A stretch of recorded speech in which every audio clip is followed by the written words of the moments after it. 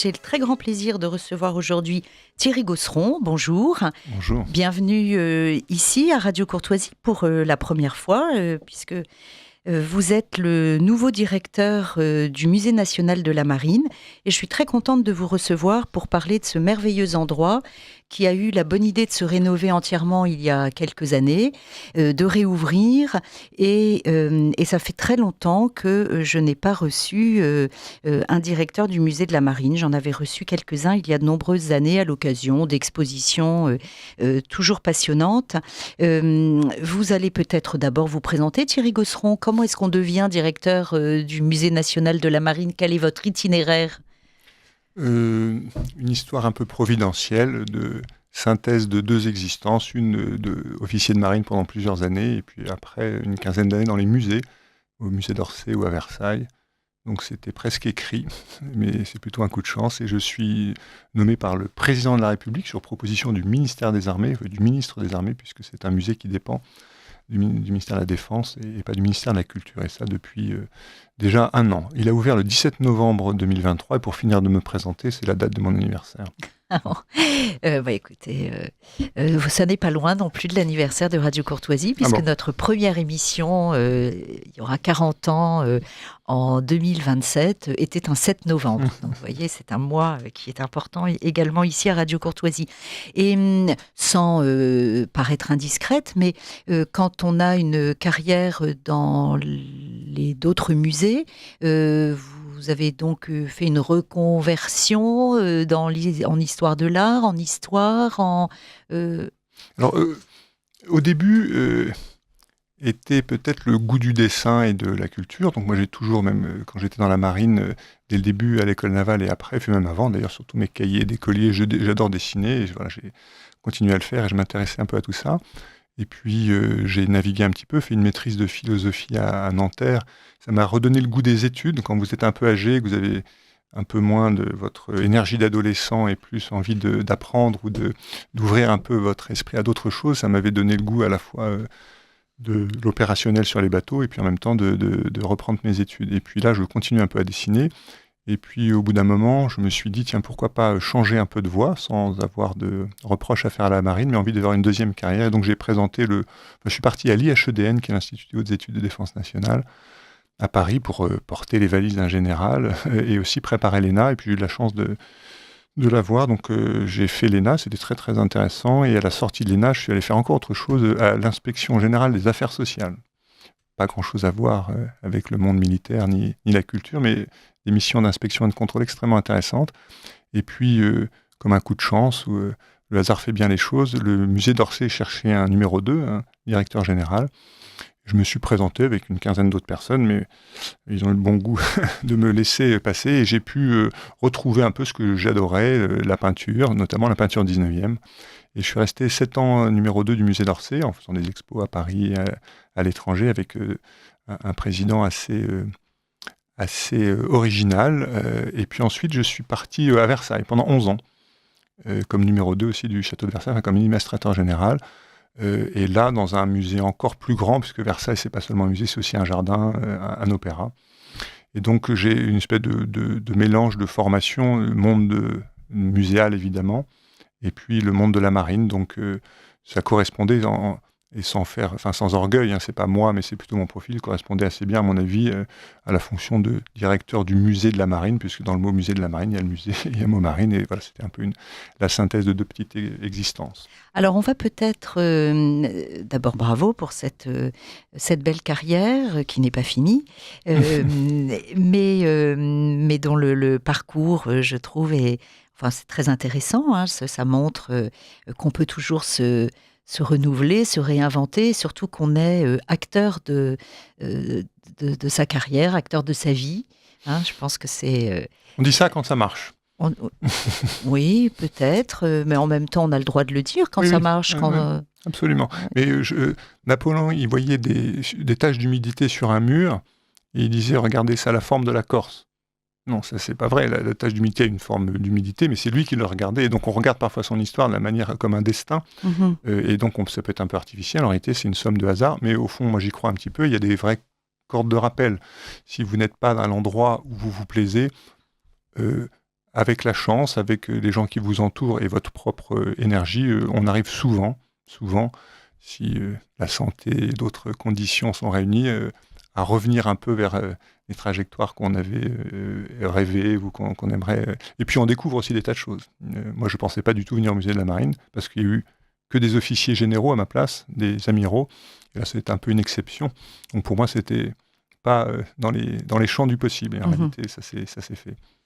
Alors peut-être pouvons-nous tout de suite pour les auditeurs, parce que vous avez croisé tout à l'heure l'invité précédent, celui qui terminait la matinale et qui nous a dit qu'il ne connaissait pas le musée de la Marine, qu'il n'y était jamais allé. On peut peut-être dire tout de suite à nos auditeurs que le musée de la Marine, ça n'est pas l'hôtel de la Marine. Il y a un hôtel de la Marine, place de la Concorde, qui lui aussi a changé de destination, a été entièrement rénové, a été ouvert récemment. Et puis, il y a le musée de la Marine qui est place du Trocadéro. Voilà, alors vous avez raison de le dire, parce qu'il y a alors, en langage commercial, c'est du parasitisme de marque, mais de façon plus concrète, ma belle-mère a cru un moment que j'étais place de la Concorde, alors que c'est place du Trocadéro. Et quand on fait quelques soirées ou des grands événements, il y a des gens qui vous disent « mais c'était fermé, je comprends pas ». Oui, parce que vous êtes allé place de la Concorde.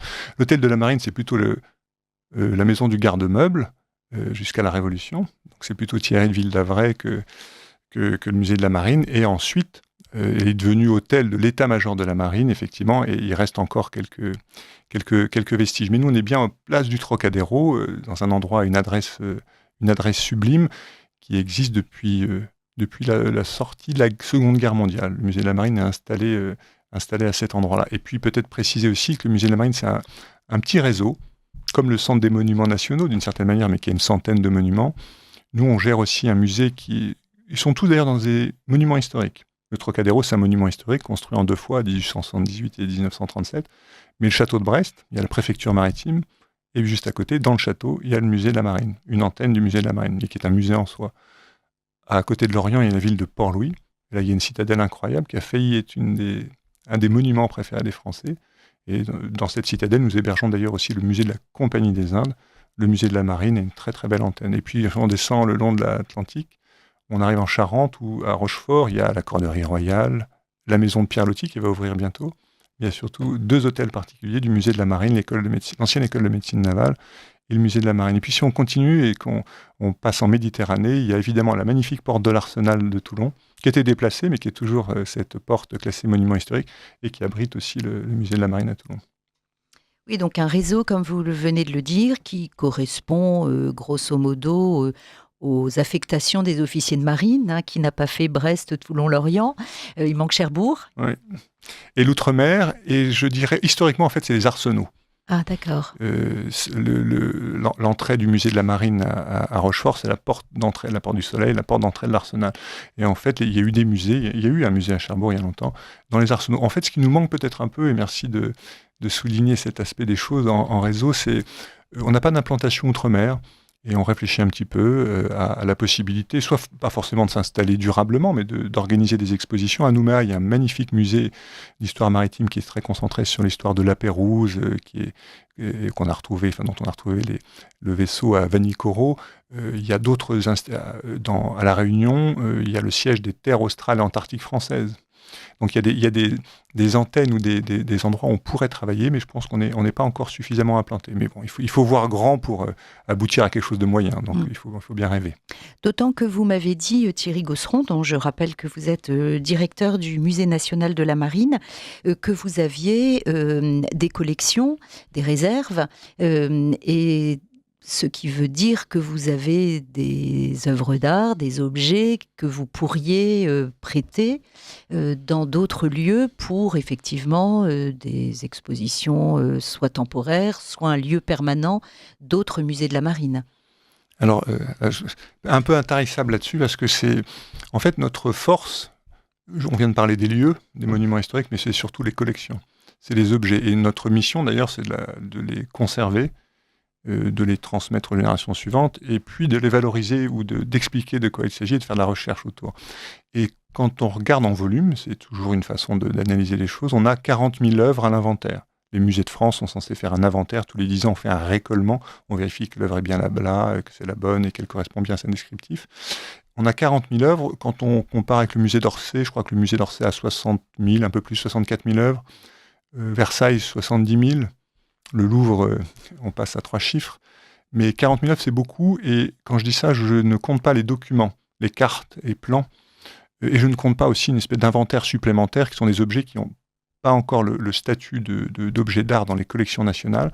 Parce que tout ce qui est dans les collections nationales est inaliénable. C'est des choses qui sont rentrées, qu'on a achetées ou qu'on nous a données, donc à titre gracieux ou à titre onéreux.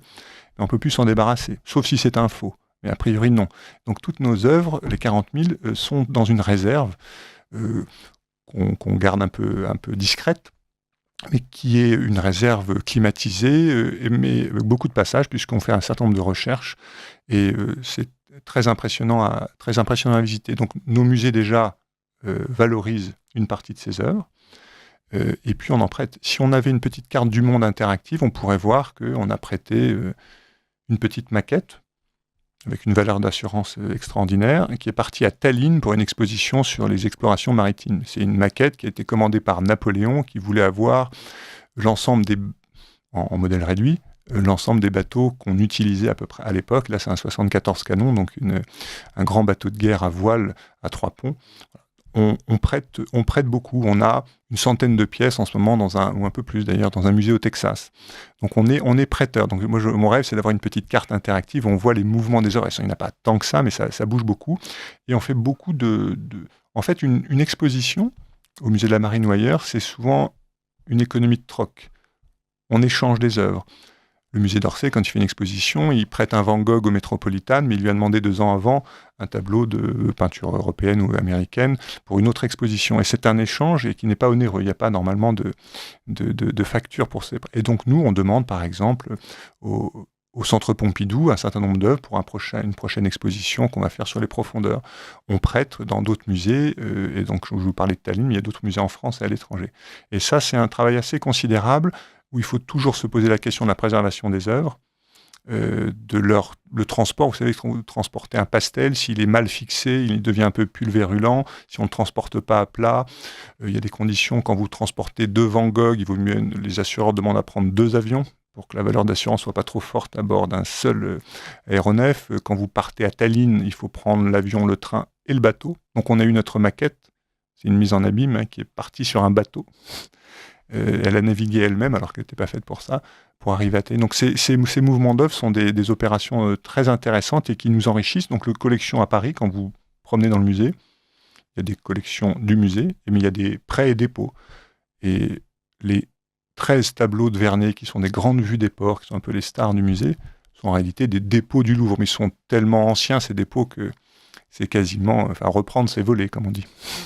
Alors Thierry Gosseron, on va évidemment parler de la façon avec laquelle s'est constituée cette collection, parce que tout musée et toute collection a une histoire, mais je profite de ce que vous venez de dire pour faire une toute petite parenthèse. Je suis 1000 fois d'accord avec vous. Le prêt d'objets qui viennent d'ailleurs agrémente la visite d'un musée, le renouvelle et donne... je ne sais pas, une toute autre vision des choses. J'ai été frappée, là je suis allée à Madrid récemment voir les galeries des collections royales qui ont été ouvertes l'année dernière. C'était la 2e fois que j'y allais en moins d'1 an, et il y a une rotation de prêts d'œuvres qui viennent d'ailleurs, qui sont vraiment très très intéressantes. C'est la première chose. La deuxième chose, parce que vous avez parlé des collections et de la façon avec laquelle elles sont protégées, réalisées, je voudrais dire aux auditeurs que j'ai découvert un personnage, découvert une biographie de Rose Valland, qui est cette... je ne sais pas comment la qualifier sans minimiser son rôle extraordinaire, mais elle n'était pas grand-chose dans ce musée du jeu de paume et de l'orangerie, mais c'est elle qui a surveillé pendant toute la guerre, sur demande du conservateur du Louvre ou du directeur du musée du Louvre, la façon avec laquelle les occupants allemands spoliaient les œuvres de collections privées comme de collections nationales. C'est une femme extraordinaire. Et il y a un petit livre sur sa vie. Vraiment, je vous conseille de vous intéresser à ce personnage. J'imagine que vous connaissez Rose Valland. Pas très bien, je vous l'avoue, et je suis en train de noter. J'aurais même envie de sortir mon téléphone et de googliser pour bien me renseigner. Mais toute cette histoire de protection des œuvres pendant la guerre, protection contre les bombardements ou contre les larcins, est une histoire formidable. Et d'ailleurs, le musée de la Marine, j'ai vu que énormément d'œuvres nationales avaient été entreposées à Brest. Exactement. Oui.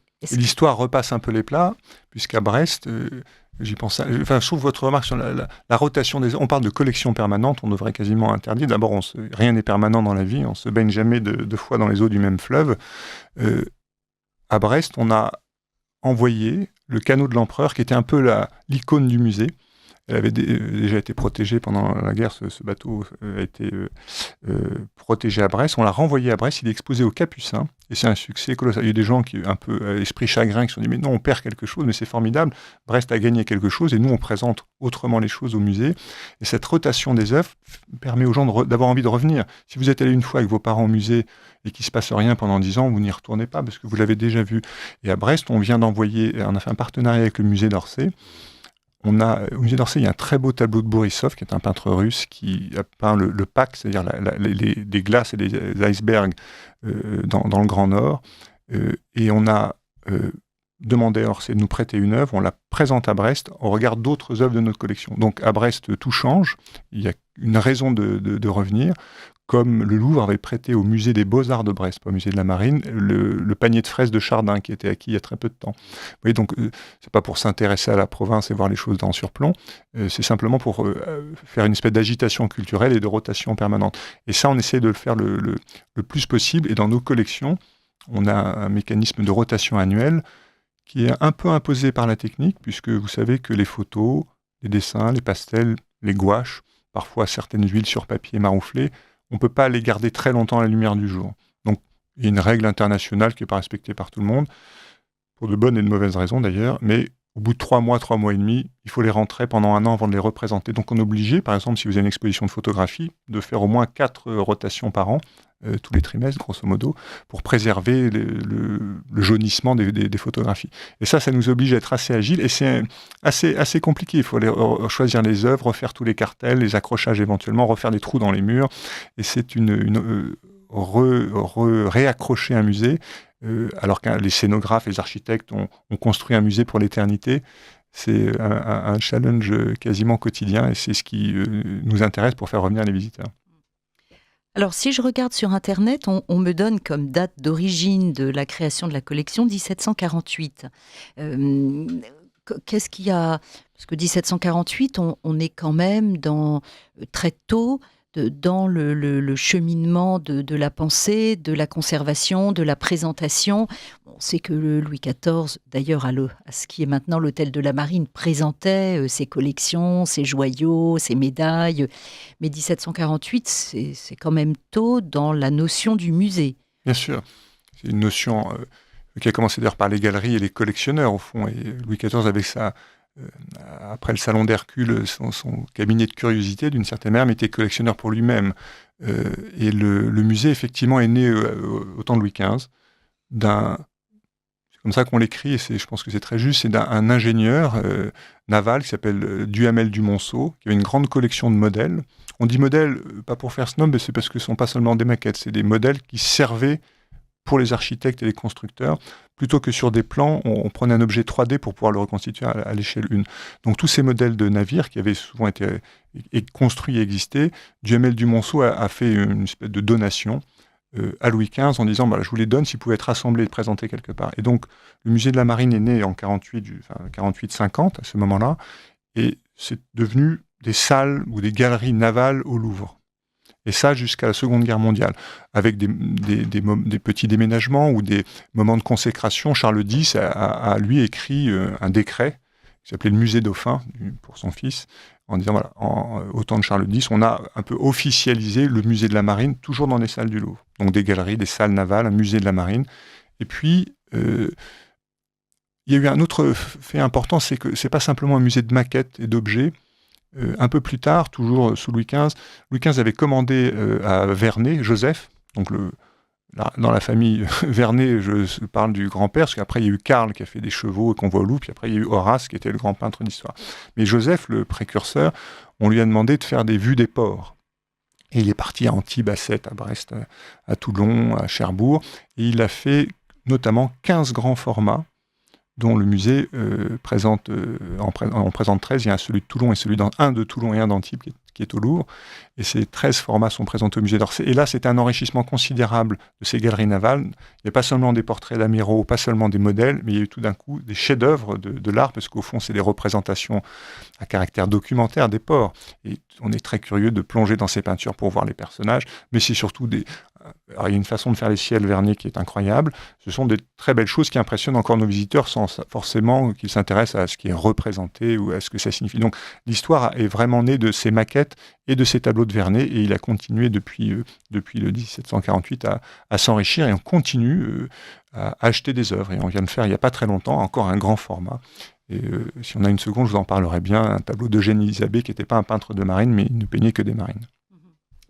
Allez-y, parlez-en tout de suite, au contraire. Mais non, Isabey, c'est un très grand peintre, oui. Voilà, moi j'ai toujours cru qu'il était peintre de marine. Il n'a jamais été peintre officiel de la marine au sens du statut et du titre que Louis-Philippe avait inventé. Mais il y avait déjà des peintres pour la marine du roi, comme l'était Vernet. Et Isabey il n'a fait que ça, beaucoup de peintures de marine. Il s'est essayé à la peinture d'histoire. Et on a eu la chance de trouver en vente, de gré à gré, un grand format d'Isabey, ce qui est assez rare, qui revenait des États-Unis, mais surtout qui a été la propriété d'Eugénie, donc la femme de Napoléon III.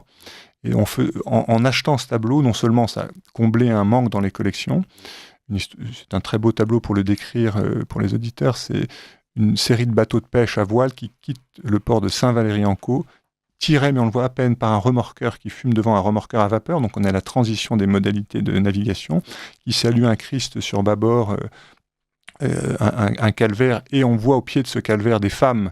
C'est vraiment pas les caricatures, mais l'archétype du départ des pêcheurs. C'est un grand format très coloré qu'on n'a pas encore réussi à bien éclairer, mais qui a des tonalités assez extraordinaires et même assez modernes. Et on était très content de le faire revenir dans les collections nationales. Il a été dans les collections impériales, il est revenu dans les collections nationales, il est devenu, puisque c'est un bon Isabey qui ne sera jamais déclassé, il est redevenu dans les collections. Et ça, on a pu l'acquérir il y a quelques semaines. Mmh. Donc voilà, le musée, il a besoin d'œuvres, il a besoin d'acquisitions. On a acquis aussi un objet grâce à l'association des Amis du musée de la Marine, un petit objet qui a l'air de rien de loin, c'est un petit télescope qui est grand comme, il doit faire 20 cm de long, un peu plus. Simplement, ce télescope, il a été fait par Passement, et Passement, c'est un horloger remarquable qui a fait l'horloge astronomique qu'on connaît au château de Versailles. Il a mis 36 ans pour la faire. Là, le télescope, il a dû mettre un petit peu moins de temps. Mais ça, il vient de rentrer dans les collections. Il sera évidemment présenté, parce qu'on essaie d'éviter de faire que les collections s'enrichissent, mais que ce soit les caves qui grossissent, et pas forcément le musée lui-même. Et le Isabey, on a eu de la chance avec l'équipe du musée, avec la régie, avec les services des collections, de l'accrocher dès son arrivée. On a même fait un petit concert pour célébrer son arrivée devant le musée en demandant à une flûtiste et une harpiste de faire un petit concert de musique de chambre, et pour célébrer en jouant une musique de forêt, une mélodie de forêt qui s'appelle Les Berceaux. C'est un poème de Lecomte de Lille qui parle justement de bateaux qui partent et de femmes qui, le long des quais, les grands vaisseaux le grand vaisseau et les berceaux que les femmes balancent. Je n'ai pas tout à fait les mots en tête, mais voilà, c'était ça. Donc vous voyez des berceaux qui bougent et des bateaux qui évoluent aussi sur la houle. Et voilà, on avait fait une espèce de synthèse de peinture et de musique à ce moment-là. Donc voilà, c'est un musée qui évolue beaucoup dans ses collections et qui a une histoire déjà très ancienne, et pas que de maquettes, mais aussi de peinture. Alors, vous avez parlé de Charles X il y a peu et de son musée Dauphin. Cela permet de faire un lien avec le Trocadéro, puisque le musée de la Marine se situe dans le palais de Chaillot, mais place du Trocadéro. Et Trocadéro, c'est une grande bataille dans une des guerres pas de succession, je sais plus comment on appelle cette guerre d'Espagne à ce moment-là, mais on essaie de rétablir sur le trône la dynastie des Bourbons, et à laquelle donc d'ailleurs le dauphin, le fils aîné de Charles X, a participé. Et je crois que Charles X a fait en 1827, il me semble, une espèce de de commémoration, scénographie, comme on savait faire sous l'Ancien Régime avec des décors incroyables, pour reconstituer cette bataille du Trocadéro sur la colline de Chaillot. D'où, je pense, le nom de la place du Trocadéro à cet endroit-là. Alors, je ne connais pas l'histoire de la place, mais je pense que c'est ça. En fait, la place a même changé de nom. Oui, parce qu'elle a le 11 novembre Exactement. qui lui est associé maintenant. Oui. Et je trouve, c'est intéressant que vous le souligniez, parce que le musée de la Marine, à mon avis, c'est un musée qui raconte une histoire de la marine royale, impériale et républicaine. C'est aussi un musée de beaux-arts, c'est aussi un musée de sciences. On parle de la mer, de la pêche, de la plaisance, du commerce. Mais c'est aussi un lieu d'exercice du pouvoir. Et le Trocadéro est un lieu emblématique, pile devant la Tour Eiffel, comme les Invalides sont un lieu d'exercice du pouvoir. En tout cas, les armées l'utilisent souvent pour des mauvaises nouvelles, malheureusement. Mais le Trocadéro peut aussi être utilisé à ça, et il se trouve que voilà, il y a la place du Trocadéro qui a une signification historique. À côté, il y a un monument à De Grasse. Donc De Grasse est amiral, indépendance américaine, bataille de Chesapeake. On peut le dérouler. Et je pense qu'on doit utiliser le musée aussi pour ça. Et on a reçu il n'y a pas très longtemps, comme si l'histoire repassait un peu les plats, le chef d'état-major de 32 armées alliées, pas forcément de l'OTAN d'ailleurs, autour du chef d'état-major des armées pour réfléchir à la question de la défense européenne. Je pense que ça s'est bien passé, mais dans un cadre inspirant devant la Tour Eiffel. Donc on continue à essayer de marquer un petit peu l'histoire. Ce qui est intéressant aussi dans l'architecture, c'est que le Trocadéro, je crois, a été construit pour une première exposition universelle ou à caractère international, en tout cas, je ne sais plus quel était le nom exact de l'expo, en 1878. Et la place actuelle du Trocadéro, l'esplanade, était remplie par un grand bâtiment en forme de coupole. Et en 1937, nouveau projet architectural, grande transformation du Troca, et là, les architectes décident de faire un vide. C'est difficile pour un architecte, on est censé construire. Donc bâtir, c'est remplir. Et là, à l'inverse, ils ont fait un vide, et ça donne une espèce de transparence dans l'espace, entre la Tour Eiffel et le reste de l'arrondissement qui est sur une colline, assez génial, et il y a une vue merveilleuse à cet endroit. Donc on est dans une très belle adresse, historiquement parlant, mais architecturalement parlant aussi. Donc avec ce palais de Chaillot qui est composé de deux parties, une partie l'aile Passy, hein, c'est ça ? Exactement. Et l'autre aile s'appelle comment ? Elle existe, vous êtes sûr ? Non. L'autre aile, je ne sais pas s'il y a un autre nom. En tout cas, elle est à l'est. En tout cas, celle qui regarde vers le palais de Tokyo, là où il y a le musée de l'architecture, des monuments français, là. Et puis donc, de votre côté, sur l'aile Passy, il y a le musée de l'Homme, un théâtre.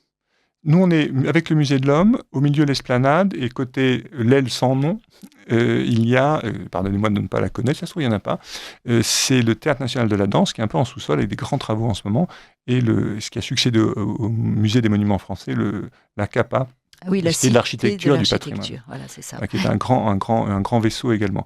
Nous, effectivement, c'est sur le côté ouest, l'aile de Passy, qu'on partage avec le musée de l'Homme, et notre musée a la caractéristique d'être légèrement arrondi, et sur quelques étages, mais tout ça est enchâssé. Si on vous montre un plan d'évacuation ou un écorché, personne ne comprend plus rien, mais le visiteur, en revanche, n'est pas perdu, parce que la rénovation du musée a été l'occasion de débarrasser un petit peu l'architecture intérieure, notamment de toutes ces scories ou de ces cloisons.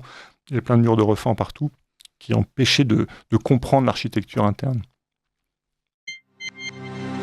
Vous aimez Radio Courtoisie, mais vous n'avez jamais donné ? Même pas 5 €? Arrêtez de laisser payer les autres à votre place. Faites un don maintenant sur soutenir.radiocourtoisie.fr ou envoyez votre chèque au 61 boulevard Murat, 75 016 Paris. Et vous verrez, vous vous sentirez mieux. Chers auditeurs des Mardis de la Mémoire sur Radio Courtoisie, j'ai le plaisir ce matin de recevoir Thierry Gosseron, directeur du Musée national de la Marine, avec qui nous présentons ou représentons ce musée dont je rappelle aux auditeurs qu'il est place du Trocadéro à Paris et qu'il existe de façon délocalisée d'autres musées de la Marine en province. Je suis pour ma part retournée cet été voir le musée de la Marine de Toulon, Maison qui présente une exposition consacrée au débarquement de Provence. Et à cette occasion, j'ai vu la richesse des collections de ces musées provinciaux, de très très beaux objets. Il y a des figures de proue en bois de toute beauté, avec l'explication justement comment on réalisait ça. Enfin, c'était des prouesses techniques. C'est magnifique, vraiment. C'est peut-être la variété des collections, et ce qui fait aussi la singularité du musée de la Marine, c'est que vous trouvez effectivement d'étranges sculptures en bois, plus qu'à la taille, qu'à l'échelle 1, parce qu'elles étaient faites pour être à l'avant des bateaux et faites pour impressionner, en tout cas être très élégantes. Donc on en présente dans tous nos musées, à Paris comme dans les arsenaux, comme dans les ports. Celles de Toulon sont très belles, et surtout ce que vous évoquiez à l'instant, la procédure de fabrication. Alors, en fait, c'est des artistes, des sculpteurs, mais qui sont restés anonymes, parce qu'ils étaient, d'une certaine manière, des ouvriers dans les arsenaux. Mais en réalité, aujourd'hui, on le réécrirait complètement autrement, ce seraient des créateurs et des artistes. Ils commençaient par un petit modello en cire, sur un bout de bois, et puis le façonner comme on fait un peu de la pâte à modeler. Et puis après, encore une fois, on partait pas forcément de dessins. Il y a quelques dessins qu'on présente d'ailleurs à Paris pour la décoration des châteaux arrière des vaisseaux. Pas mal de dessins aussi pour l'avant, mais c'était surtout après la façon de le sculpter en petit format, puis après de passer à l'échelle. Et tous ces sculpteurs anonymes ont produit des figures de proue incroyables. On a à Paris un Napoléon romain, quasiment, qui était la figure de proue d'un bateau de guerre qui s'appelait le Iéna. Très très impressionnant, et on se dit, mais quelle étrange idée à l'époque, et je pense que les Anglais se posaient aussi un peu la question en nous regardant, de vouloir décorer avec des figures de proue, un peu comme des cariatides, des bateaux, enfin des navires qui sont faits pour faire la guerre. Et puis d'avoir aussi un château arrière avec des balcons dorés à la feuille. Et là, un peu comme la galerie royale de Louis XIV, on se croirait dans c'est une espèce de nanamorphose des intérieurs du château de Versailles ou de Saint-Cloud ou d'autres, avec un baroque Louis XV ou limite Louis XVI, plein de volutes. Ça n'a rien à voir avec la guerre et la diminution de la signature radar. Oui, bien sûr, mais vous dites quelle idée pour un bâtiment qui est fait pour faire la guerre. Moi, je serais peut-être plus pratique en disant quelle idée pour un objet qui est fait pour couler ou brûler. Ah oui, alors tout est éphémère aussi en même temps. Mais vous voyez, je trouve qu'on touche du doigt là quelque chose qui est important. C'est nous sommes un musée qui parle de tragique, de naufrage, de guerre. On présente même l'intérieur d'un sous-marin nucléaire d'attaque, ou même une très belle maquette d'un sous-marin nucléaire, son moteur, lanceur d'engins, qui lance aussi des engins nucléaires. Tout ça sont des sujets très sérieux, mais le but d'un musée, ou sa mission, c'est de tout sublimer par le beau. Donc, quand vous faites une peinture, une photographie de ces objets-là, on est dans un autre registre. Ce qui est amusant, c'est de voir que le beau, il existe même dans le design et la forme du nouveau sous-marin nucléaire d'attaque Suffren, enfin Barracuda. C'est des objets qui, même pour quelqu'un qui ne les connaît pas, un peu comme les voitures, on peut ne pas aimer les voitures, mais trouver qu'il y a des formes assez incroyables, il y a un vrai design, et il y a même plus que ça, il y a du génie parfois, et une forme d'art dans pas mal de choses qui sont exposées au musée. Quand on pense aux sextants, au départ, ils ont un usage très pragmatique. C'est fait pour une droite de hauteur et faire descendre la lune ou une étoile sur l'horizon, et puis essayer de retrouver sa position.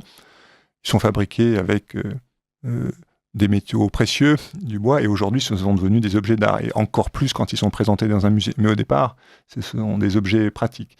Et notre petit supplément d'âme, c'est de tout présenter et de tout magnifier par le beau, et c'est ça qui sauvera le monde, et on est d'une certaine manière...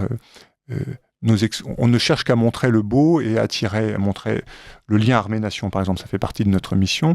On n'explique pas... de façon très académique ou scolaire, le rôle des armées, leur mission. On le fait, mais c'est d'abord par des choses plus enthousiasmantes, et même parfois romantiques, osons le mot, pour raconter des histoires, et que ça ne soit pas la sécheresse d'un objet à caractère trop éducatif ou trop scolaire. Alors, vous avez failli être expulsé du Palais de Chaillot par 2 fois. Vous êtes toujours dans le Palais de Chaillot, place du Trocadéro. Et en 2023, vous avez réouvert après plusieurs années. Oui, ça s'est compté en années, en mois Ça s'est compté en années. En années. Souvent dans les travaux, ça coûte un tout petit peu plus cher, c'est un petit peu plus long. On l'a tous vécu à toutes les échelles. Mais moi, alors j'en parle en inspecteur des travaux finis, avec beaucoup de liberté. Je pense que c'est un remarquable, à la fois pour un montant qui est tout à fait, que je ne connais pas exactement, mais dans les données qui m'ont été fournies, pour la qualité du bâtiment enchâssé dans un monument historique, les délais des travaux et le succès de réception du musée qui était remarquable. Donc mon prédécesseur, Vincent Campredon, et toutes ses équipes, qui sont là, encore là, ou d'autres ont évolué dans leur carrière, ont fait un travail remarquable, tout ça sous la...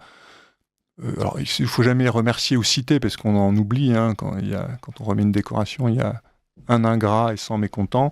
Là, c'est peut-être, faut pas que je me trompe, mais Le Drian, ministre de la Défense, Jean-Yves Le Drian à l'époque, dit voilà, le musée n'a plus que 100 000 visiteurs, il est un peu en train de s'éteindre, il faut le renouveler et faisons un grand musée de la mer ou des marins. Ambition très, très large. Plusieurs personnes ont écrit, ont pensé sur ce projet, et voilà, et c'est devenu... au-delà d'un simple musée de la marine, un lieu un peu universel où on a fait une exposition il n'y a pas très longtemps sur le Vendée Globe. Il n'était pas dit, il y a 10-15 ans, que le musée de la marine puisse oser faire une exposition, somme toute, sur le sport, qui n'a pas de caractère finalement très historique. Et puis quand on se penche un peu sur le sujet, bien sûr, et c'est les circumnavigations, c'est tous ces fous qui sont partis tout seuls, au début, comme Joshua Slocum, pendant 3 ans, faire le tour du monde pour rien. C'est un peu les conquérants de l'inutile, comme en montagne, c'est l'expression de Lionel Terray. On monte sur un sommet, on redescend, pourquoi faire? Faire le tour du monde, pourquoi faire? Si ce n'est pour aller chercher des épices ou conquérir des terres. Mais là, c'est pas le cas du Vendée Globe, comme les premiers circumnavigateurs à la voile, tout seul. Et donc, voilà, c'est un musée qui est assez diversifié, qui s'est ouvert. Il était déjà longtemps, il s'intéressait à l'archéologie, à la marine de commerce, à la plaisance, mais là, encore plus. Et c'est donc un langage un peu universel. C'est pour ça qu'on a un public très, très varié, qui n'est pas qu'un public de spécialistes de l'histoire navale ou de Marcel Kébir. Alors justement, vous parlez du Vendée Globe, cette exposition en solitaire autour du monde, c'est ça oui. Elle donnait la possibilité de suivre le Vendée Globe en réalité virtuelle. Alors, pas vrai. Peut-être qu'on aurait aimé pouvoir le faire, mais il y avait déjà Virtual Regatta, qui est formidable. Mais d'une certaine manière, nous sommes un musée et on ne veut pas, payer notre tribut systématique à la modernité en mettant des écrans partout, de l'intelligence artificielle. Ce qui est formidable dans le Vendée Globe, c'est qu'on voyait un bout de cordage, une touline, qui était utilisé par Vincent Rioux pour sauver Jean Le Cam dans un océan déchaîné. Parce qu'on voit la vraie combinaison ou un morceau du bateau ou des objets, c'est palpable. C'est une espèce de musée bio où on essaie de ne pas trop rajouter de médiation électrique. Mais en même temps, le Vendée Globe, vous faisiez le parcours grâce à des grands écrans et qui reprenaient toutes les images depuis le premier Vendée Globe ou le Bock Challenge jusqu'à aujourd'hui, et les visiteurs qui soient de 7 à 77 ans et qui naviguent ou naviguent pas, on l'a fait d'ailleurs avec des skippers du Vendée Globe, on finissait sur la dernière image qui est l'arrivée, vous savez, c'est des fusées de détresse rouges qu'on tient à 2 mains, et on célèbre d'ailleurs le gagnant comme tous les autres perdants. Il y avait une larme dans pas mal de regards, parce que c'est une émotion assez folle de vouloir partir sur plusieurs jours, et pour les derniers, beaucoup, plusieurs semaines et même plusieurs mois.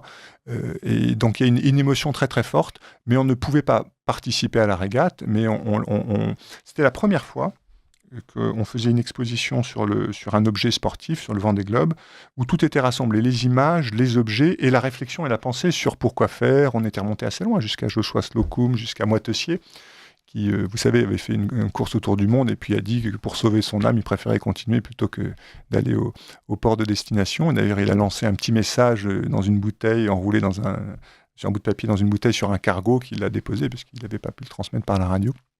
Voilà. Donc c'est un objet, c'est des expositions qui sont là pour émerveiller, mais voilà, on a une petite application de visite qu'on appelle la boussole, et là on paye notre tribut à la modernité, et ça marche très très bien. Mais ce qui est amusant, c'est que les jeunes c'est ce qu'on observe dans la visite, sont plutôt fascinés par la dorure d'un grand cadre qui entoure un tableau de Gudin qui fait 3 mètres de large et 2 mètres de haut. Et les parents en train d'essayer les objets un peu électroniques ou le petit simulateur de Rafale, donc l'avion qui apponte sur le porte-avions. Il y a une espèce de croisement des regards et de croisement des générations. Donc c'est assez surprenant. Donc bien sûr que nous sommes modernes et nous utilisons tous les produits, mais voilà, vous ne voyez pas dans le musée des gens qui se promènent en regardant leur iPhone, ils sont là pour... Parce que c'est une démocratisation folle de se dire que devant vous, vous avez la bonne sculpture, le bon tableau. C'est pas une copie. Elle est devant vous, vous pouvez même la toucher. Il ne faut pas le faire, mais elle est juste là. Et c'est inouï. Plutôt que la médiation d'un écran qui reproduise quelque chose, mais il n'y a plus de réalité. Donc notre but, c'est d'être un musée sans artifice, d'une certaine manière, un musée bio. Et alors vous avez prolongé le Vendée Globe par la venue de quelques participants. Alors ça, c'est assez incroyable. On fait comme on dit en bon français, des masterclass. On a eu Charles Caudrelier, donc lui c'était plutôt le trophée Jules Verne ou des grands trimarans. On a eu Alexia Barrier qui va faire le trophée Jules Verne, mais qui a déjà fait le Vendée Globe et qui fait le trophée Jules Verne en équipage féminin. On reçoit jeudi après-demain Samantha Davis. On a reçu Violette d'Orange. Bref. Et c'est assez incroyable de voir l'engouement qu'a suscité le Vendée Globe et la starification presque de héros et héroïnes qui sont un peu comme nous. On a l'impression de plus leur ressembler que d'autres héros plus lointains. Moi, je suis allé au départ du Vendée Globe avec la Marine nationale sur un gros Zodiac. Et je regarde, je suis arrivé un peu tôt au Sable d'Olonne. J'avais mis mon vélo dans la voiture en me disant, voilà, je ne vais pas arriver à me garer proche.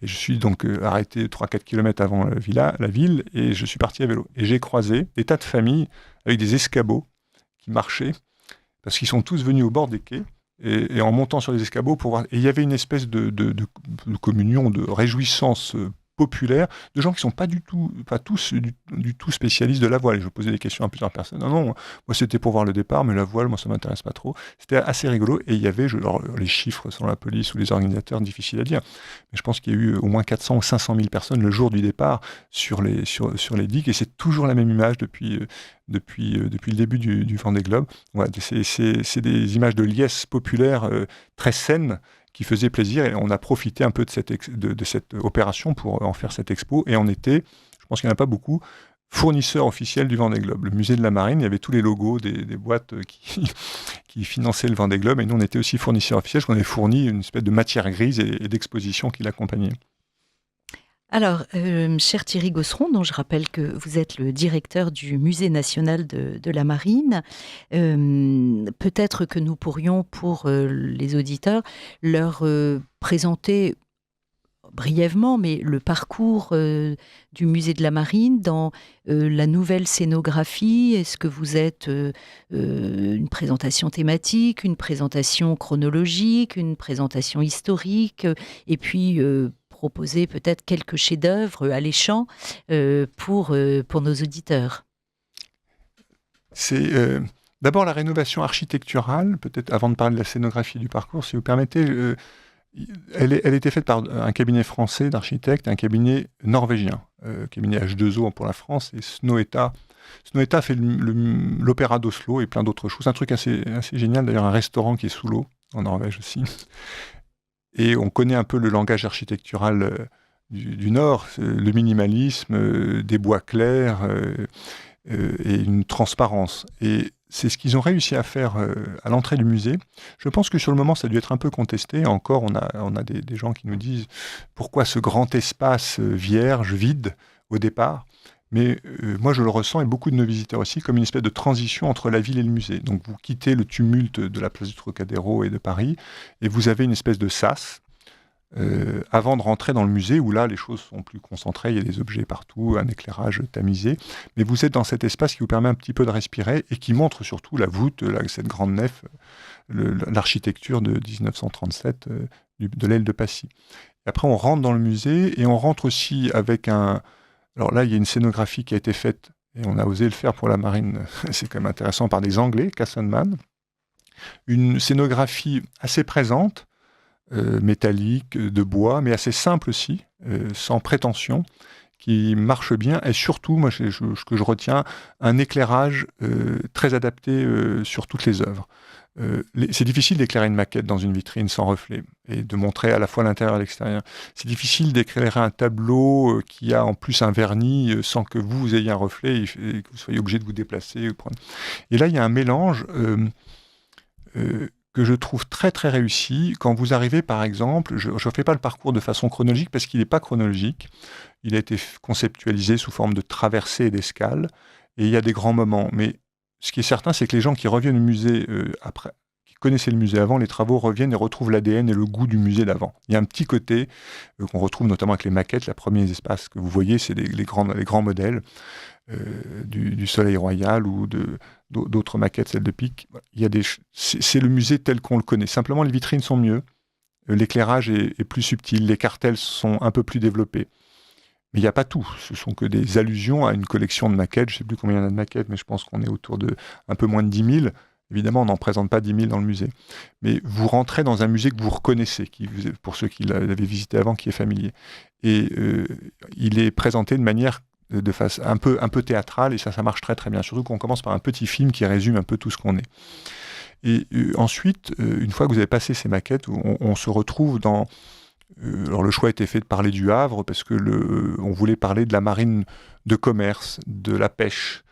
Et là, on a choisi un endroit qui est assez symbolique parce qu'il y a aussi les porte-conteneurs et le transport de passagers, plus la pêche. Donc on a une section assez grande où on peut voir à la fois le Normandie, qui a gagné le ruban bleu en traversant l'Atlantique en 4 jours, de 3 heures et quelque chose comme ça, battu peu de temps après par les Anglais, donc le transport de passagers, la pêche en dessous, et là c'est des mélanges de maquettes, de peintures, un autre Isabée d'ailleurs qui est présenté là, et d'objets récents. On a un pêcheur de Port-en-Bessin, assez génial, qui présente sa vie, avec pas mal d'enthousiasme. On a tous envie d'aller faire une marée de pêche avec lui, et nous a donné son ciré, qu'il avait tagué lui-même, ou comme on écrit sur un plâtre, il avait aussi écrit des choses dessus.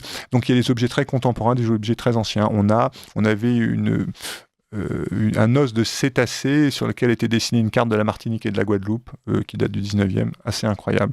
Et c'est ce mélange aussi qui est assez surprenant et qui n'est pas intimidant, parce qu'on ne raconte pas une histoire avec des repères chronologiques de caractère un peu trop scolaire. On peut toujours les trouver, ces repères. Mais il y a d'abord un peu d'émerveillement, et on a le droit de visiter avec un audio-guide, avec un enseignant, avec un guide, mais aussi de se promener, déambuler et de jouir un peu de la beauté de ce qu'on observe. Donc ça, c'est la deuxième section. Ensuite, on arrive sur une section un peu qui parle un peu de la voile d'abord, mais on ne peut pas parler tout le temps de la voile. C'est pour ça que nos expositions sur la voile ou d'autres sujets sont une allonge pour nous.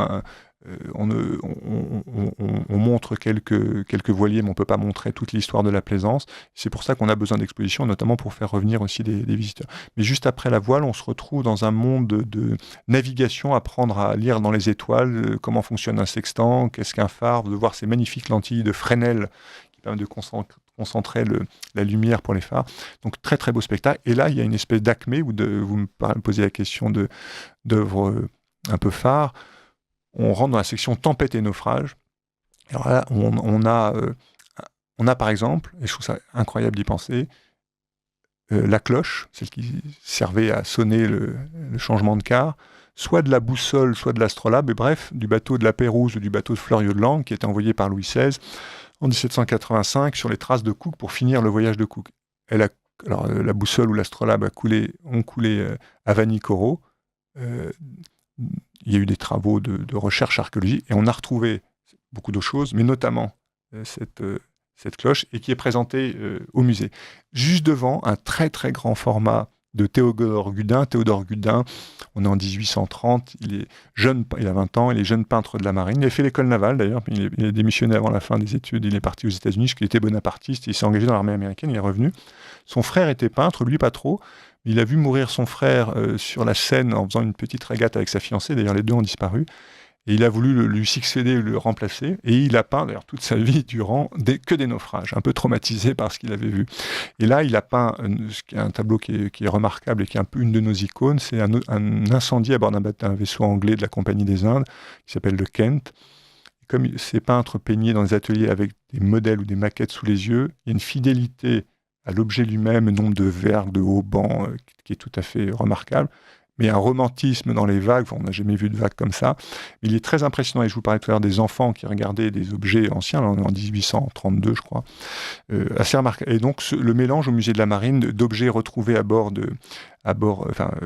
Vanikoro dans l'océan Pacifique ou au large de Bonifacio dans les îles Lavezzi pour la Sémillante, qui était un voilier qui transportait des troupes qui a coulé, dont Alphonse Daudet en a fait une nouvelle dans les lettres dans les lettres de Montmoulin. Le contraste, la juxtaposition d'objets et de peintures. Et là, on est vraiment au cœur du musée. Et juste après, on a reconstitué une grande vague qui est censée, alors c'est le mot à la mode, vous immerger.